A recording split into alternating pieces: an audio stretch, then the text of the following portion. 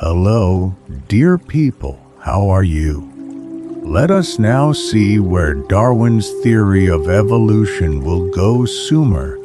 How was the first human created? Clay tablets tell of the mixing of the divine with the earthly. It has already been proven that the Sumerian civilization is the most ancient on Earth. It is claimed that the Thracians had the most ancient writing system, that the Thracians possessed a script much older than that of other peoples. It is entirely possible that we ourselves gave writing to the rest of humanity.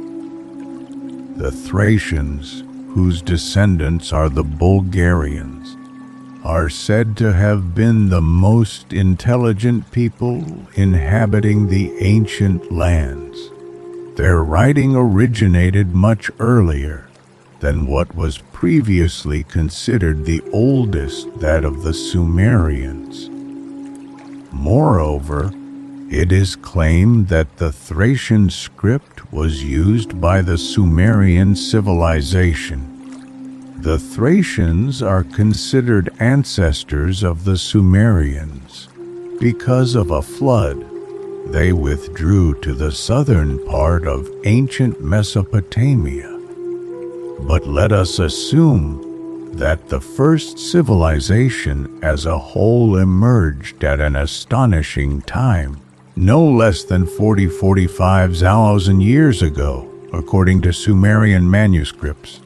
Many scientists have tried and continue to try to unravel the mysteries of the most ancient people on the planet, but the enigmas still remain.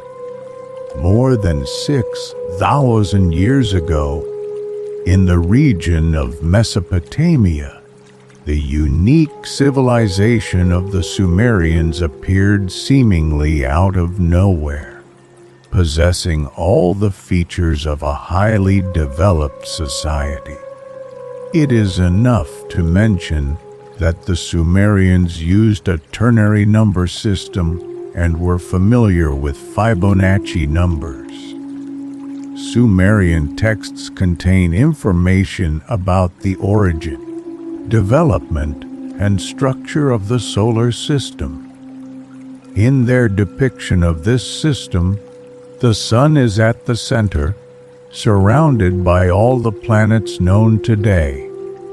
However, there are differences. Most notably, the Sumerians placed an unknown large planet between Mars and Jupiter, the 12th planet in their system. They called this mysterious planet Nibiru, meaning the planet that crosses, or the crossing planet. Its orbit, a highly elongated ellipse, intersects the solar system every 600 years. The next passage of Nibiru through the solar system is expected between 2100 and 2158. According to the Sumerians, the planet Nibiru was inhabited by intelligent beings, the Anunnaki. Their lifespan was 360,000 Earth years. They were true giants, women between 3 and 3.7 meters tall, and men between 4 and 5 meters. For example, the ancient Egyptian ruler Akhenaten was said to be 4.5 meters tall, and the legendary beauty Nefertiti about 3.5 meters. In modern times, in the city of Akhenaten, Tel El Amarna, 2 unusual coffins were discovered. In one of them, above the mummy's head, an engraving of the flower of life was found. In the second coffin were the bones of a 7-year-old boy approximately 2.5 meters tall. This coffin is now exhibited in the Cairo Museum. In Sumerian cosmogony, the main event is called the Heavenly Battle, a catastrophe that occurred 4 billion years ago and changed the appearance of the solar system. Modern astronomy confirms data about such a catastrophe. Sumerian manuscripts contain information that can be interpreted as describing the origin of intelligent life on Earth. According to these data, Homo sapiens was artificially created through genetic engineering about 300,000 years ago. Thus, humanity may be a civilization of biorobots. It should be noted that there are some chronological inconsistencies in this account, as many time frames are only approximate. The deciphering of Sumerian manuscripts shocked researchers.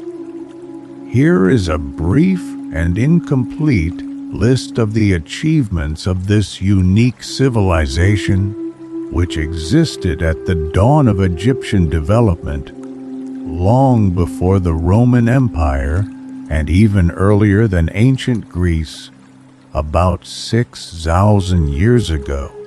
After deciphering the Sumerian tablets, it became clear that the Sumerian civilization possessed applied knowledge in chemistry, herbal medicine, cosmogony, astronomy, and mathematics. For example, the golden ratio, the ternary number system, used again only in modern computers, and Fibonacci numbers. They also had knowledge of genetic engineering. This interpretation is given by many scholars decoding the manuscripts, and a developed state structure, courts and elected governing bodies, in modern terms, deputies. Where could such knowledge have come from at that time? Let us try to understand. This period is significant because the average temperature of the planet was several degrees higher than today, a phenomenon called the temperature optimum. Around the same time, the binary star system Sirius A and Sirius B, approached the solar system. During several centuries of the 4th millennium BC, instead of one moon, 2 were visible in the sky. The second celestial body, comparable in size to the moon, being the approaching Sirius, where an explosion occurred in its system around 6,000 years ago. At the same time, independently of the Sumerians, in Central Africa there exists the Dogon tribe, living in relative isolation, yet known today to possess detailed knowledge about the Sirius star system and other cosmological information. These are striking parallels. According to Dogon legends, beings from Sirius, considered gods, came to Earth after a catastrophe in their planetary system. Meanwhile, Sumerian texts state that their civilization was connected to settlers from the dead 12th planet, Nibiru. The planet Nibiru plays a special role in the formation of the mysterious Sumerian civilization.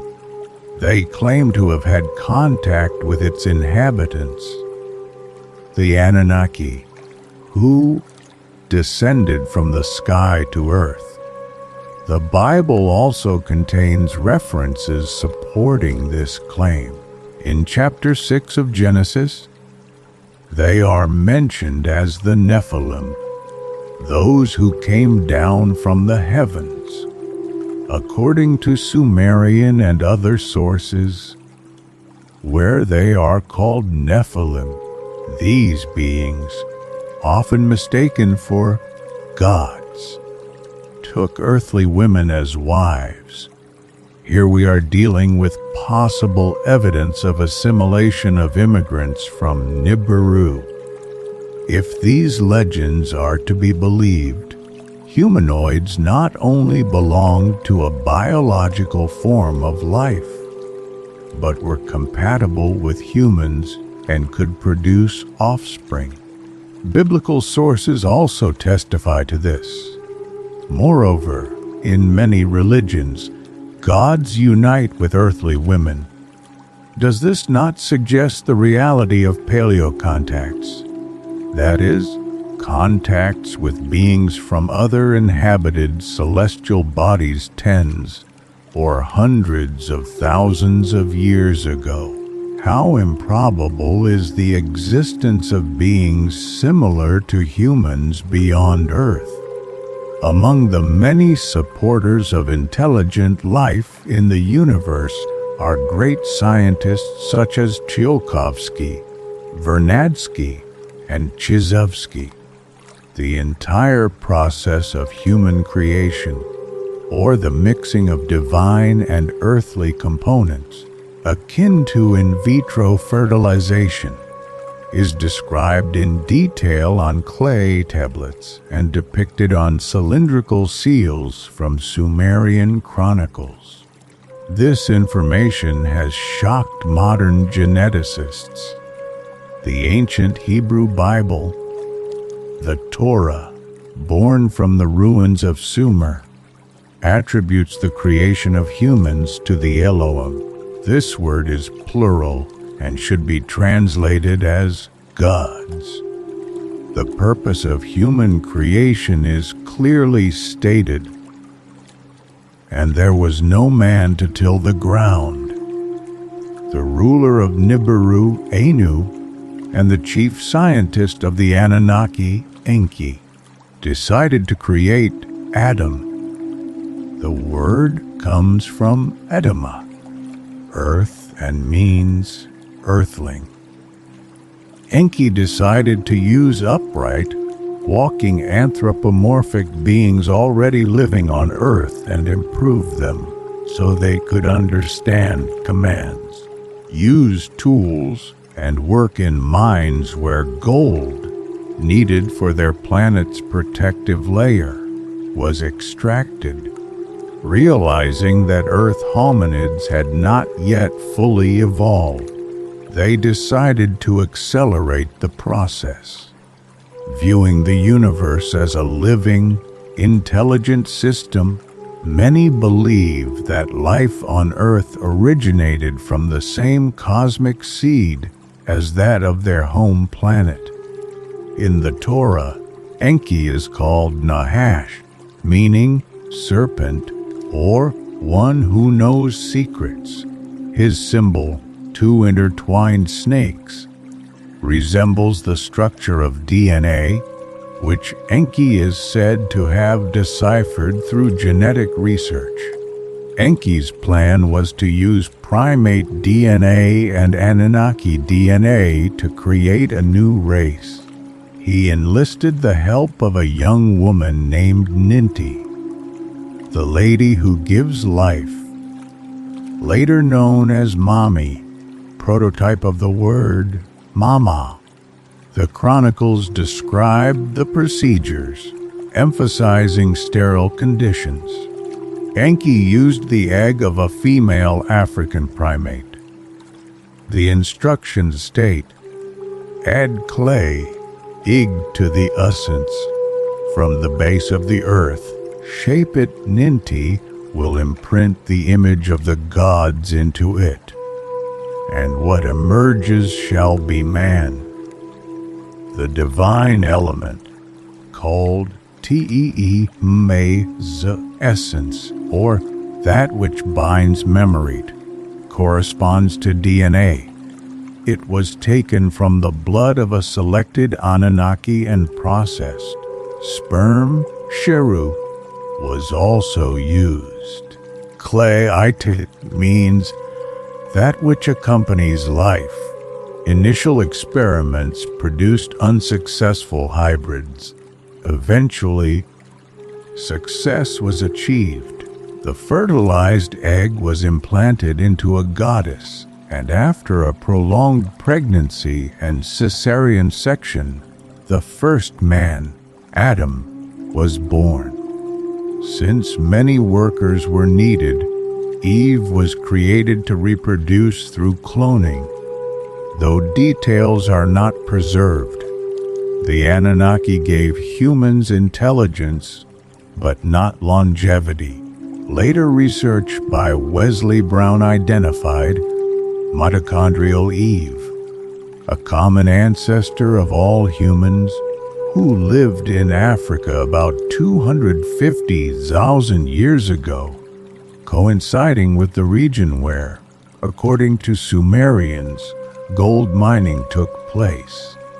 Later, as Earth women became more attractive, the Anunnaki took them as wives, contributing to human development. The Bible states, "The sons of God saw the daughters of men, and they bore children to them."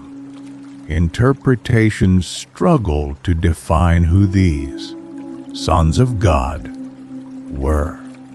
Some suggest they were descendants of Seth, but without knowledge of Sumerian texts, this remains only one possible explanation.